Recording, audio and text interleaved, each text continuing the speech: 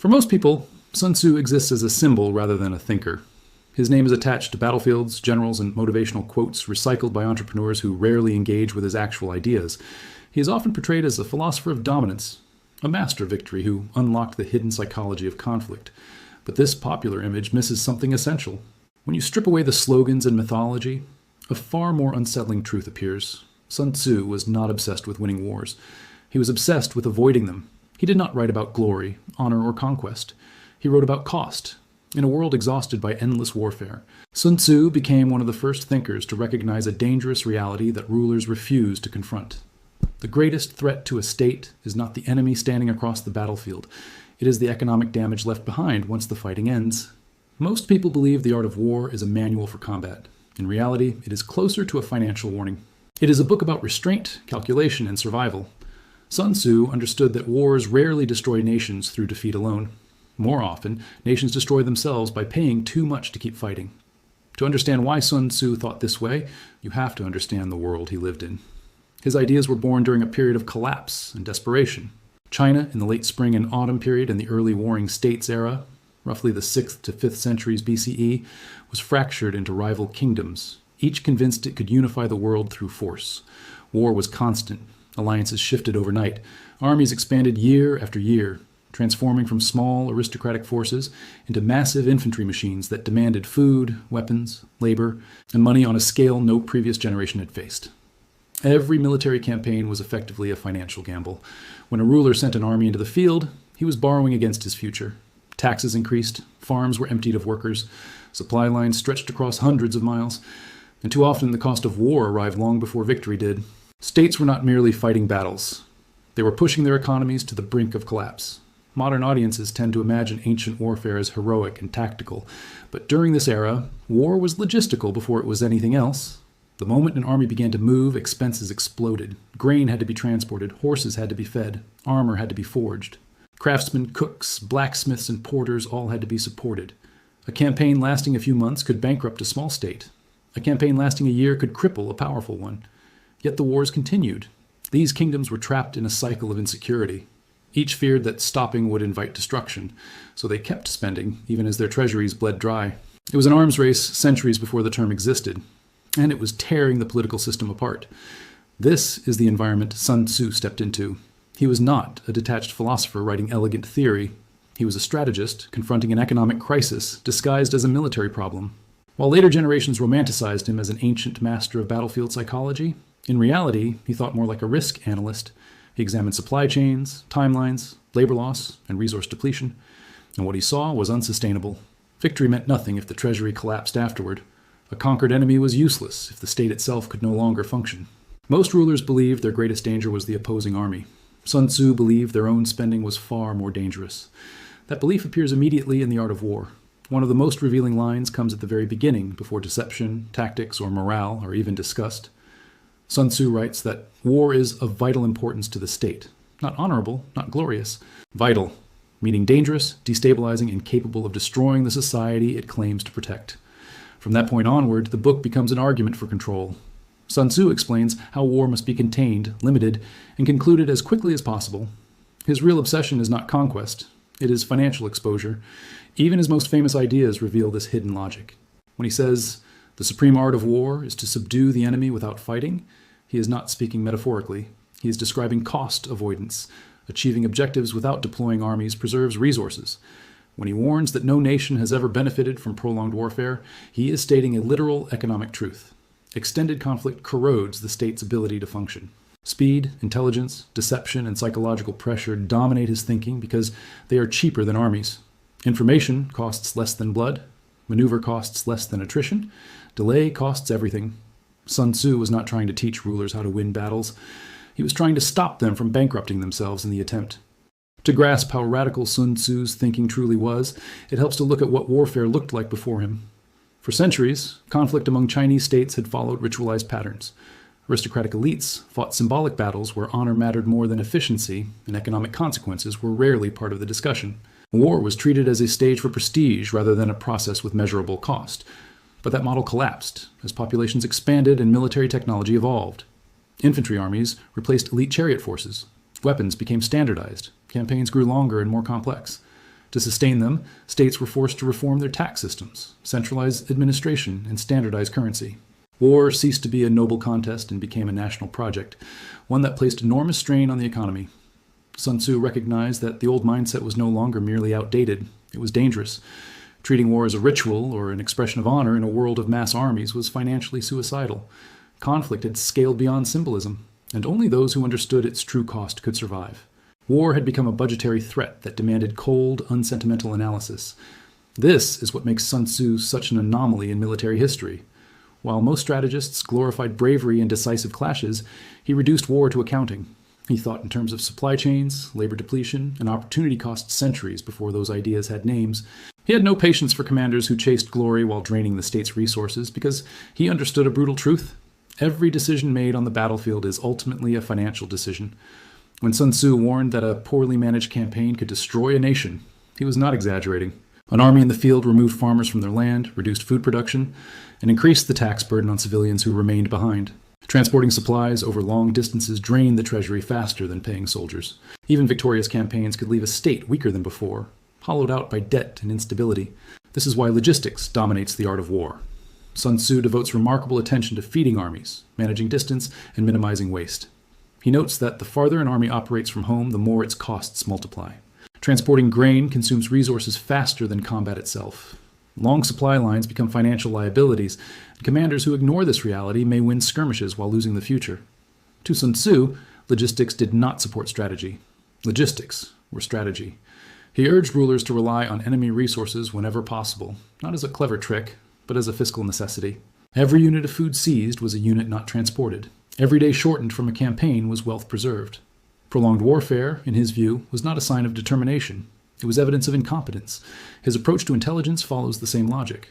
Where modern governments debate surveillance in terms of ethics or security, Sun Tzu framed intelligence as an investment. A single spy, he argued, could prevent an entire army from marching into disaster. Accurate information reduced uncertainty, and reduced uncertainty lowered cost. What Sun Tzu called foreknowledge was, in essence, data, the cheapest and most effective weapon available to a state. Even his emphasis on speed is misunderstood. When Sun Tzu wrote that speed is the essence of war, he was not advocating reckless aggression. He was advocating efficiency. Speed reduces exposure. Every day an army waits, marches, or hesitates increases financial strain. Swift, unexpected movement allows objectives to be achieved without paying the price of prolonged conflict. Flexibility, adaptability, and psychological pressure appear throughout the art of war, not as philosophical flourishes, but as tools of fiscal discipline. These methods allow a state to apply pressure without absorbing the crushing cost of direct confrontation. Maneuver replaces attrition. Deception replaces force. Stability replaces spectacle. At the heart of Sun Tzu's thinking lies one consistent theme: opportunity cost. Every choice in war closes the door to a cheaper alternative. Every unnecessary battle is capital wasted. This is why he praises generals who break resistance without bloodshed, who win through alliances, intimidation, misdirection, or diplomacy. These are not secondary strategies in his system. They are the primary ones, because they preserve the state's limited resources. Sun Tzu did not oppose war itself, he opposed waste. And the greatest waste, in his view, was fighting battles that never needed to be fought at all. Sun Tzu's financial logic did not remain theoretical. The fate of the states around him demonstrated exactly what happened when rulers either understood his warnings or ignored them. Some kingdoms poured their wealth into prolonged sieges and endless campaigns, draining their tax base while producing little strategic value. These wars did not end in dramatic defeat. They ended in exhaustion. Food shortages, unpaid soldiers, internal revolts, and political collapse followed. Other states applied Sun Tzu's principles with ruthless clarity. They avoided extended warfare, relied heavily on intelligence, used alliances to isolate enemies, and struck quickly when conditions favored them. These states did not necessarily fight fewer wars, but they fought shorter and cheaper ones. As a result, they survived longer and retained the ability to recover. History quietly rewarded economic discipline. Sun Tzu understood something many leaders still struggle to accept. Wars are rarely lost on the battlefield alone. They are lost in treasuries, in supply depots, and in the slow erosion of public trust caused by overtaxation and scarcity. A state that cannot sustain itself economically cannot sustain a military, no matter how skilled its generals may be. This insight echoes far beyond ancient China. The pattern Sun Tzu identified has repeated itself across centuries. Modern history is filled with powerful states that entered wars confidently, only to watch their economic foundations fracture over time. The Soviet Union in Afghanistan, The United States in Vietnam and the European powers in the First World War did not collapse because their armies lacked courage or technology. They collapsed because prolonged conflict overwhelmed their economic systems. Sun Tzu would have recognized these failures instantly. Prolonged warfare, in his view, creates a slow, invisible defeat. Budgets expand, debt accumulates, productivity declines, political cohesion weakens. Long before an army retreats, the state begins to hollow out from within. At the same time, the tools Sun Tzu championed have become central to modern strategy precisely because they are cost-efficient. Intelligence gathering, deception, rapid maneuver, and indirect pressure dominate contemporary conflict. Cyber operations, economic sanctions, proxy wars, and covert influence campaigns all aim to achieve strategic objectives without triggering the massive expenses of full-scale war. These are modern expressions of an ancient logic. Maximize impact while minimizing financial exposure. Even deterrence reflects Sun Tzu's thinking. The goal is not constant combat, but the prevention of it. Power is displayed just enough to discourage action, preserving resources while maintaining influence. The battlefield has expanded, but the accounting logic remains the same. Perhaps Sun Tzu's most enduring contribution is how he reframed the concept of national strength itself. For him, power did not reside solely in armies or weapons. It resided in resilience, the ability of a state to absorb shocks, recover from stress, and continue functioning. A wealthy but fragile state was weak. A disciplined, adaptable, economically stable state was strong. He wrote in an era when kingdoms collapsed because they overspent on wars they could not sustain. The modern world faces the same dilemma in a different form. Military budgets balloon, supply chains stretch across continents, debt burdens grow heavier, the cost of projecting force increases year by year. Sun Tzu might not recognize modern technology, but he would immediately recognize the math behind it. The deeper lesson of the art of war is not about aggression or domination. It is about restraint. Sun Tzu was not teaching rulers how to conquer endlessly. He was teaching them how to avoid destroying themselves. His philosophy does not celebrate triumph. It celebrates stability. A ruler who preserves resources is wiser than one who conquers cities. A general who wins without fighting is wiser than one who annihilates armies. This is why Sun Tzu's work feels unsettling even today. It strips war of romance and reduces it to liability. It forces leaders to confront the uncomfortable reality that victory can be meaningless if the state emerges weaker than before. The true measure of success is not how much territory is gained, but whether the nation can still function when the conflict ends. Sun Tzu believed that the cost of war always outlives the war itself. Soldiers return home, armies disband. But debt, instability, and economic damage linger for generations. States do not fail because they lose battles. They fail because they exhaust the capital, financial, social, and political, that holds them together. In this sense, Sun Tzu was never a philosopher of war. He was a philosopher of survival. His message was not directed at generals alone, but at rulers who mistook force for strength. Power, in his view, belonged to those who knew when not to act.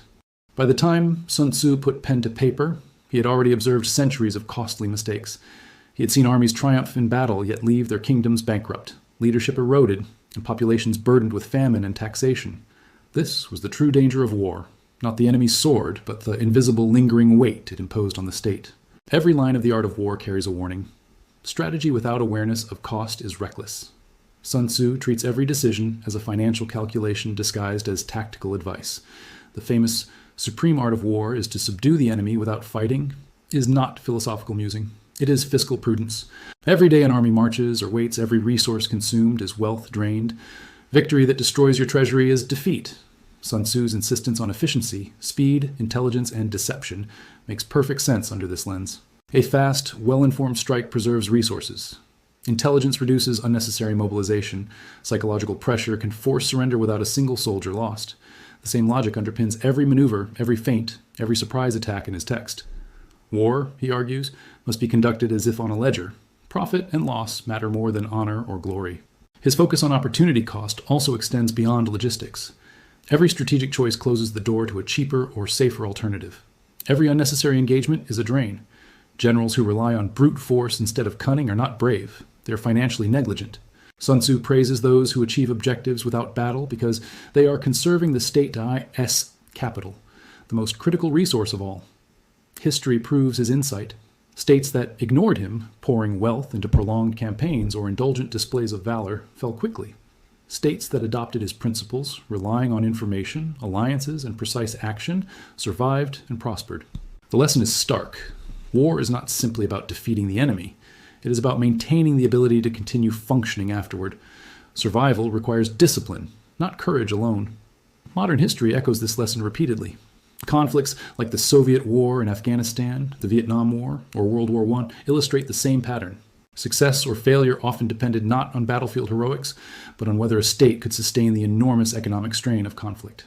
Even today, military planners think in ways Sun Tzu anticipated. Intelligence, sanctions, proxy conflicts, cyber operations, and rapid response tactics all exist to achieve maximum effect with minimal cost. The tools have changed, but the principle remains the same. Sun Tzu's genius lies in his integration of power and economics. He never separates force from finance. To him, the state's strength is not measured in soldiers or weapons alone, but in its resilience, its capacity to endure, adapt, and survive long term. This is why he valued stability over conquest and prudence over aggression. A kingdom that can outlast its enemies without unnecessary destruction will always be stronger than one that strikes boldly but recklessly. In essence, Sun Tzu teaches restraint as strength. The wisest rulers are those who know when to act, and more importantly, when not to act. The most brilliant generals are those who win without bloodshed. Victory is not the objective. Continuity, solvency, and functional governance are. Every decision, from logistics to diplomacy, is measured against its effect on the state's long-term health. In the end, Sun Tzu's message is timeless. The cost of war outlives the war itself. States do not fail because they lose battles. They fail because they spend themselves into collapse. Strength is measured not by how hard you strike, but by how much you can afford to strike. Strategy without financial insight is reckless. Strategy with it is survival. Viewed through this lens, the art of war transforms from a manual of battlefield tactics into a treatise on stewardship, risk management, and sustainable power. It is not about aggression. It is about preservation. It is not about heroics. It is about prudence. Sun Tzu's enduring legacy is not in his victories, but in his warning. To survive a state must treat war as the most expensive policy decision it will ever make, and never forget that the cost of conflict always outlives the conflict itself.